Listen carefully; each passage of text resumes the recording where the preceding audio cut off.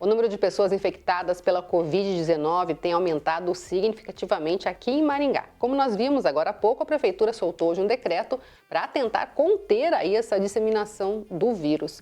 Nossa convidada para bater um papo sobre esse assunto é a infectologista Simone Bonafé. Tudo bem, Simone? Oi, boa tarde, boa noite. Estamos ali entre boa tarde e boa noite. Bom, Simone, a gente viu que parece que quando houve uma abertura, aumentou bastante os casos. Já se esperava isso, né? Sim, a partir do momento que as pessoas começam a ir na rua, começa a aumentar o número de contaminação. Isso já era esperado, né? Que iria aumentar o número de casos. Agora, da forma como está indo, existe um risco grande. Na verdade, o risco é o seguinte: se continuar essa taxa de contaminação, ou seja, aumentando cada vez mais, se a gente olhar, por exemplo, 15 dias atrás, a gente tinha uma média de 20 pacientes por dia. Hoje já chega até quase 60. Então, se continuar nesse ritmo, em algumas semanas, o sistema de saúde pode colapsar, ou seja, pode faltar vaga para aqueles pacientes que precisam. Porque quanto maior o número de casos que a gente tem, aumenta também o número de casos graves, né? Então, por isso que é importante agora, principalmente nos próximos 15 dias, que a gente tente manter ao máximo o distanciamento, lavagem das mãos, uso de máscara, evitar aglomeração, para justamente esse número de pessoas infectadas não exploda do nada e que não falte, né, mais para frente, vaga em UTI, por exemplo, ou vaga no hospital para atendimento das pessoas que vão precisar do atendimento. Quanto mais o vírus vai disseminando, ele vai, uma pessoa infecta mais pessoas. Tem um dado estatístico disso, né? Uma pessoa infecta em média 3 pessoas. Então, é mais ou menos assim, infecta 3, que vira 9, que vira 27, que vira 81, que vira 243, e assim vai indo. Então, é exponencial, então. Exatamente, a transmissão é exponencial. Esse é o problema, porque por exemplo, eu infecto 3 pessoas, aí você vai lá e infecta mais 3, outro que foi mais 3. Então, isso é um número muito alto. E é o que está acontecendo, que a gente está vendo. Obviamente que a maior parte dos casos aqui de Maringá até o momento são casos leves. A gente vê que tem pacientes internados, alguns em UTI. Já tivemos até o momento 11 óbitos, né? Mas, assim, pelo número total, e se a gente olhar outras cidades, a impressão que dá é que aqui está sendo um pouco mais brando a evolução da doença, né? As pessoas aqui ela está sendo um pouco mais leve, mas existe o risco de óbito, existe o risco de complicação, de precisar ficar internado, de ir para uma UTI. Não é assim só uma gripezinha, né? Infelizmente. Não está tudo bem, né? Não, assim, a chance que você tem você pegar é que você fique bem, mas existe também a possibilidade de que você evolua de maneira desfavorável. Eu costumo, às vezes, brincar, apesar de não ser um assunto para brincadeira, que, tipo assim, o meu último check-up foi ano passado. Quando eu fiz o check-up, eu sabia que eu estava bem, mas hoje a gente já não sabe, né? Exatamente. Assim, e como é uma doença que ela não tem, assim, obviamente tem os grupos específicos, né? Os idosos e comorbidades, mas também pega paciente jovem. Aqui em Maringá não teve nenhum paciente jovem, saudável, que faleceu, mas a gente vê que em São Paulo já teve, Rio de Janeiro já teve, em outras cidades isso já aconteceu. Então, mesmo assim, nós que teoricamente não somos grupos de risco, a gente pode evoluir de maneira ruim. Você acredita que, por conta da abertura gradativa, as pessoas, de alguma forma, vão pensando que está tudo bem e aí deixando um pouco os hábitos, os cuidados? Olha, eu tenho certeza. Eu cheguei à conclusão que as pessoas não sabem ter liberdade. Porque, assim, desde que foi aberto, mas você vê as pessoas fazendo aglomeração, você passa em frente a bares lotado, gente em pé, as pessoas não sabem respeitar. Né? Então, assim, eu não sou contra a abertura, eu acho que a gente tem que voltar à vida normal, mas as pessoas têm que saber respeitar o que foi determinado. Né? Então, assim, tem que ir para a academia, vamos todo mundo de máscara. Tem que fazer 50% só da capacidade, liga, faz reserva para um horário, vai, entendeu? Come, gostoso, volta para casa. O problema é que as pessoas acham que não está acontecendo nada. E aí fica. E assim, o grande problema maior assim de você ir para um estabelecimento, sentar e começar a beber é que dali a pouco você esquece que tem vírus. E aí você vai ver as pessoas se abraçando, já quer juntar a mesa. E aí o coitado do dono do estabelecimento fica naquela saia justa porque não pode juntar a mesa, mas o cliente quer.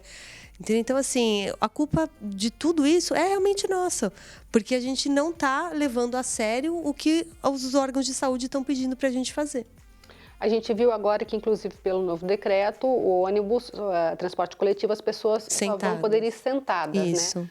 Mas ainda assim tem que tomar muito cuidado, né? O álcool, o gel, máscara, Tudo. todo cuidado. Distanciamento, né, também, que é importante.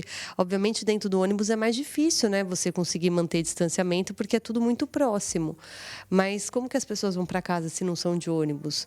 Né? Então, por mais que você tente flexibilizar diferentes horários de entrada e saída para diferentes setores, chega uma hora que realmente dá um boom e fica cheio de pessoas para pegar aquela mesma condução, todo mundo cansado querendo ir para casa, ou todo mundo querendo chegar no trabalho porque tem horário para entrar. É realmente uma situação muito complicada. E assim, é fato que a empresa do transporte coletivo tem que fazer a higienização, mas as pessoas têm que cuidar cada um por si, né? Exatamente. Não é porque a empresa é responsável pela higienização que você também não vai ter o seu álcool gel, que você também não vai lavar as mãos. Aliás, assim, o que vai fazer com que você não pegue é justamente as medidas higiênicas, né? Então, lavagem das mãos, uso do álcool gel, o distanciamento social e o uso de máscara, para que você não passe, caso você esteja infectado, para outras pessoas. Existe já uma luz no túnel, no fim do túnel, no meio do túnel? Como é que está essa situação de medicamentos? Saiu um trabalho, né, hoje, que ele mostra que para pacientes que têm já uma doença um pouco mais avançada, né? A gente fala de média a grave, o uso de corticoide diminuiu mortalidade, diminuiu o tempo de internação, ou seja, foi benéfico. Então, assim, a partir de hoje já está entrando em todos os protocolos que a gente utilize corticoide para aqueles pacientes internados e com falta de ar. Para os pacientes que não tiveram falta de ar, não teve diferença entre os dois grupos, ou seja, usar ou não corticoide evoluiu da mesma maneira. Mas para aqueles pacientes que já tinham falta de ar, precisavam principalmente de ventilação mecânica, que eram pacientes mais graves, o grupo que usou corticoide evoluiu de maneira muito melhor do que o que não recebeu o corticoide. Não é um remédio para tratar especificamente o Covid, mas a gente vê que no combate da doença, o corticoide ele ajuda, né, na resposta inflamatória, ele ajuda na recuperação desse paciente. Não é ainda a pílula dourada que a gente está esperando, mas com certeza já é uma medicação que ajuda bastante a gente, deixa a gente um pouco mais confortável para esses pacientes que estão evoluindo de maneira desfavorável. Lembrando, né, Simone, que são estudos, que não é para sair comprando medicamento, não é para e mesmo usar. Porque foi aquilo que eu falei, o corticoide ele é benéfico naqueles pacientes que estão internados no hospital, não para os pacientes que não têm falta de ar e estão em casa. Para esses pacientes não teve melhora alguma. Então, não é para todo mundo sair tomando. Mas para quem já está grave, é uma certeza que a gente tem que dar a medicação, evolui de maneira melhor. E é só o médico que vai definir isso, Com né? certeza, é o médico que vai definir. Bom, o que a gente pode dizer, então, é que, independente do que esteja aberto, independente do que esteja fechado, do que pode ou não, teoricamente, fazer, ainda a responsabilidade é de cada um, né? Com certeza, a responsabilidade é de cada um e sempre lembrar de lavar as mãos, usar o álcool gel, manter o distanciamento social e o uso de máscara. Isso é o mais importante e é o que vai realmente fazer com que você não se contamine. E essa coisa de sair de casa só o necessário mesmo, né? De preferência, assim, evite sair de casa, principalmente agora nos próximos 15 dias, porque o nosso pico, né, pelas projeções, é daqui 4 a 6 semanas. Então, tudo que a gente fizer nas próximas semanas vai refletir nesse pico. Então, quanto a gente conseguir ficar mais tempo em casa, a gente sabe que é difícil porque a gente já está 90 dias em casa, ninguém aguenta mais ficar em casa, mas, assim, evite ou procurar ir nos lugares fora do horário de aglomeração. Quer ir num restaurante? Faz reserva. Né? Se você chegou lá, viu que está cheio, dá meia volta e volta para casa. Vai num outro dia. Né? Então, assim, mas evite, fique em casa. Eu acho que agora, sim, se a gente conseguir segurar mais um pouquinho, logo, logo isso vai passar. Pensa, a gente já chegou até aqui.